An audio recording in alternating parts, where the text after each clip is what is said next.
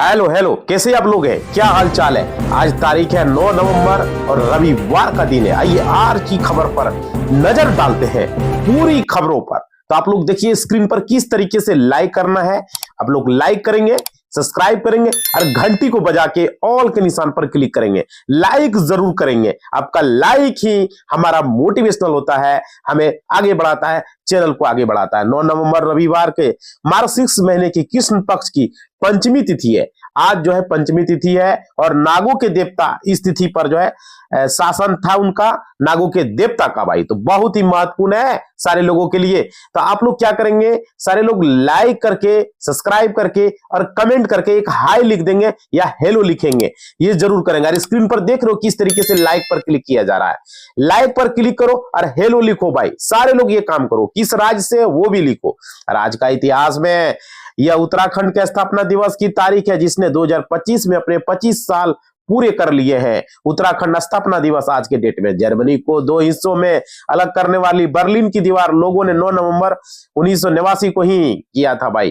तो ये अपडेट है। चलिए पूरी खबरों को यहाँ पर देखेंगे। इससे पहले आप लोग जुड़े हैं, चलिए आप लोग लिखेंगे। देखिए, बारिश से धुल गया गावा T20। भारतीय टीम ने ऑस्ट्रेलिया के खिलाफ 2-1 से जीती सीरीज। देख सकते हो यहाँ पे भारतीय टीम ने ऑस्ट्रेलिया के खिलाफ T20 सीरीज में 0-1 से पिछड़ने के बाद शानदार वापसी की। भारत ने लगातार 2 मैचें जीते और फिर अब सीरीज अपने नाम कर ली है। तो यहाँ पे ये अपडेट निकल कर आ रही है।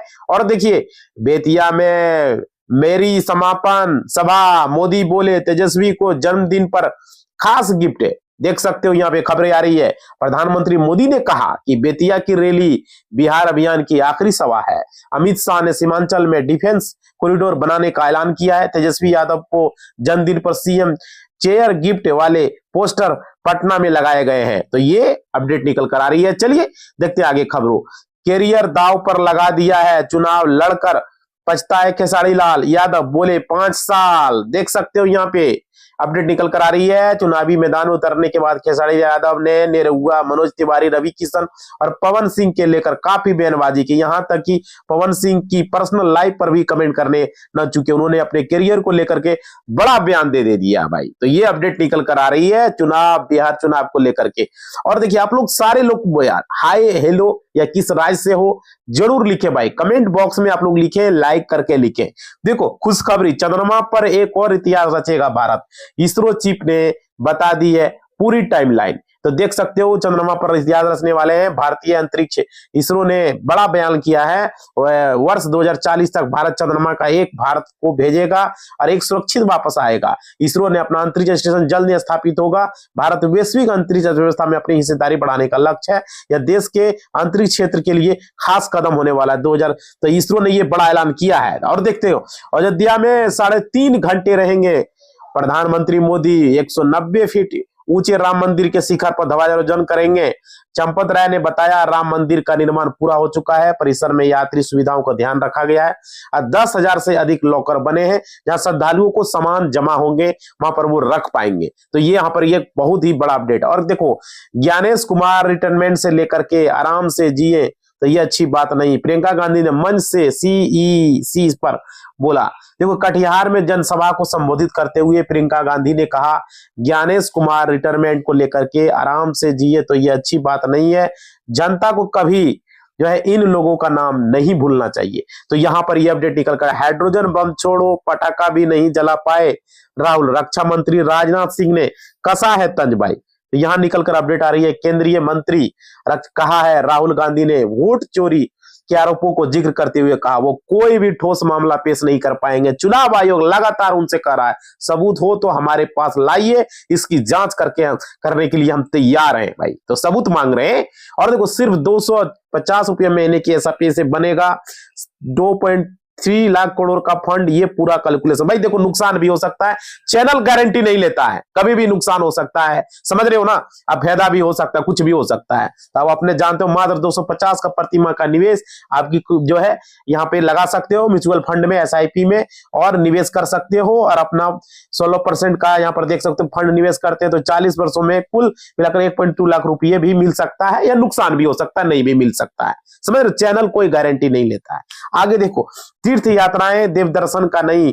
प्रधानमंत्री नरेंद्र मोदी ने कहा बनारस आना, यहाँ रहना और इस शहर के जीवन को जीना हर किसी के लिए एक अद्वितीय अनुभव है। उन्होंने बनारस के महत्व और यहाँ की जीवन शैली की सराहना की है जो सबके लिए खास बनाती है। तो देख सकते हो यहाँ पे अपडेट है बनारस को लेकर के, भाई पूरी अपडेट आप लोग को मिल रहे हैं। लाइक करो सारे लोग, देखो लाइक करके हेलो हाय कुछ तो कमेंट करो ताकि पता चले आप लोग जितने भी लोग रहे हमको पता चले। देखो प्रसार भारती में गेस्ट कोरिडोर वीडियोग्राफर समेत कई पदों पर भर्ती है। तो देखो भाई प्रसार भारती नई दिल्ली स्थित पीबी, यहाँ पे आप लोगों के लिए guest corridor videographer, coffee editor और प्रशासन पोस्ट कार्ड समेत कई पदों पर जो है यहाँ पर आमंत्रित किए गए। तो आप लोग फॉर्म को भर सकते हो, आपको अच्छे मौका है। टीवी चैनल के लिए आप लोग अगर काम करना चाहते हो तो बहुत ही अच्छा मौका भी दिया गया है।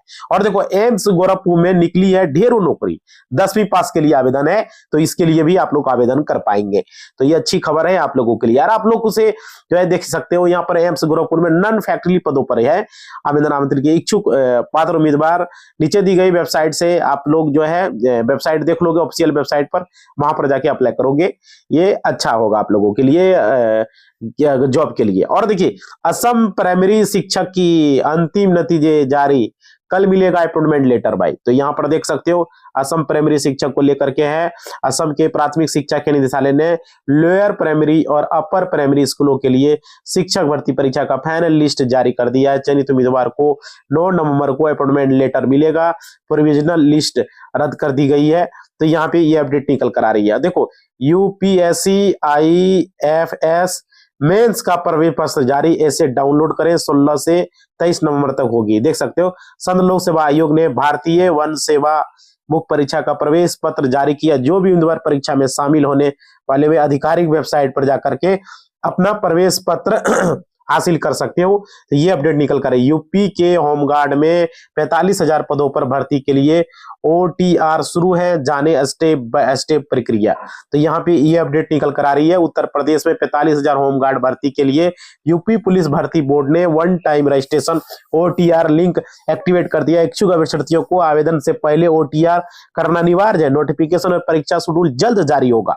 तो भाई ये अपडेट निकल कर आ रही है आप लोगों के लिए। देखो JEE और CAPF भर्ती के लिए मिलेगा 100 स्लॉट चयन की सुविधा 10 से 17 सितंबर शुरू होगी। तो देखो SSC ने JEE और CAPF भर्ती के लिए सब स्लॉट चयन सुविधा का करने का निर्णय लिया है। जूनियर इंजीनियर परीक्षा के लिए स्लॉट चयन विंडो 10 नंबर से और सब इंस्पेक्टर 17। चलिए आगे खबरों को देखेंगे, इससे पहले आप लोग लाइक करें और हेलो या हाई जो है कमेंट बॉक्स में लिखेंगे भाई, जरूरी है, या किस राज्य से है वो लिखेंगे। आप लोग जरूर कमेंट बॉक्स में अपना लिखें, लाइक करके बताएं, समझ रहे, जरूरी। आप लोग कमेंट करते हो, हमें अच्छा लगता है।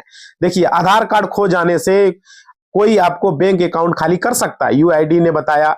समझे आपको पैसों के साथ क्या होगा भाई। देख सकते हो यहाँ पे आज के समय में आधार कार्ड के बिना कोई जरूरी काम नहीं हो सकता।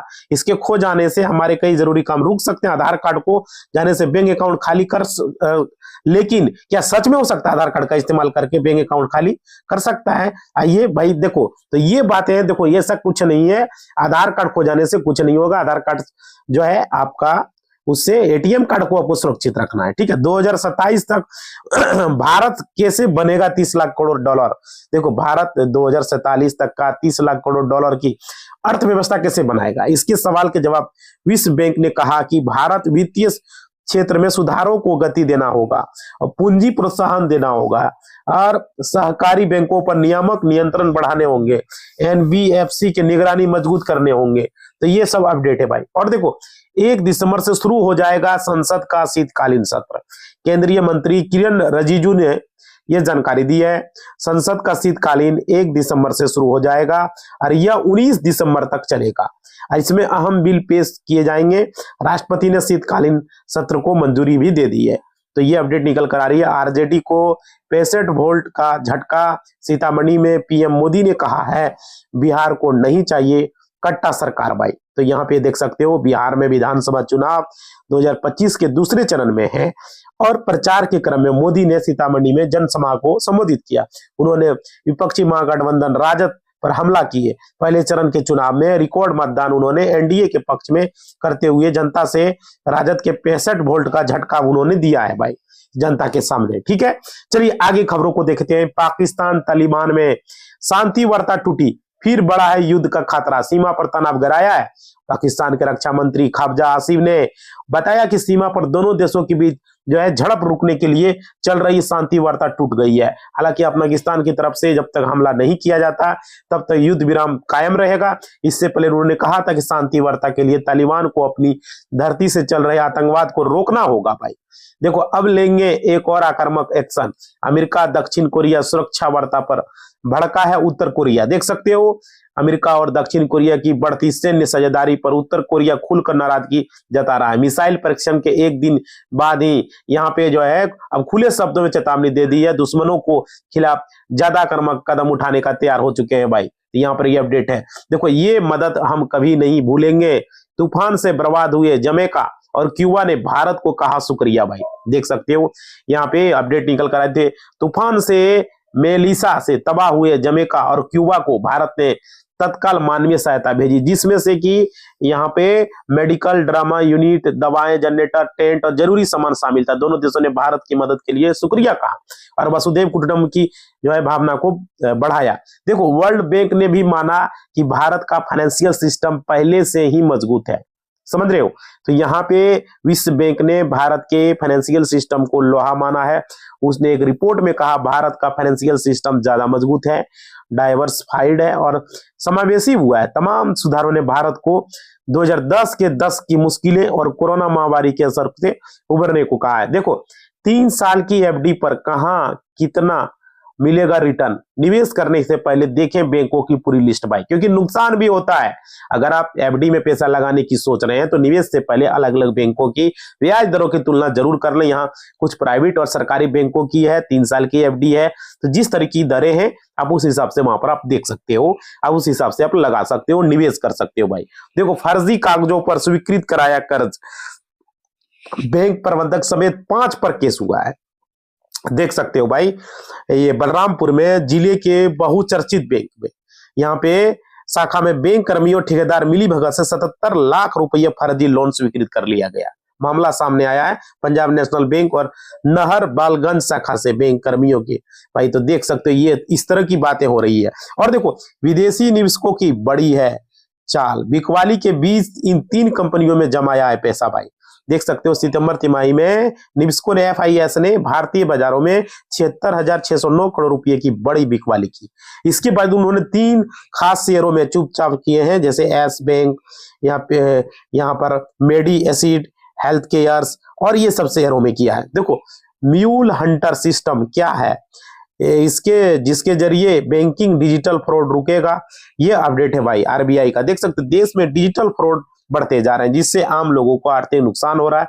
इसे रोकने के लिए भारतीय रिजर्व बैंक ने म्यूल हंटर जो है लॉन्च किया है। आइए जानते हैं। देखो, म्यूल हंटर सिस्टम है क्या, इसके जरिए भारतीय reserve bank banking digital fraud को रोकेगा, वही है म्यूल हंटर। भाई तो ये बहुत अच्छा कदम होगा। आप लोग लाइक करें,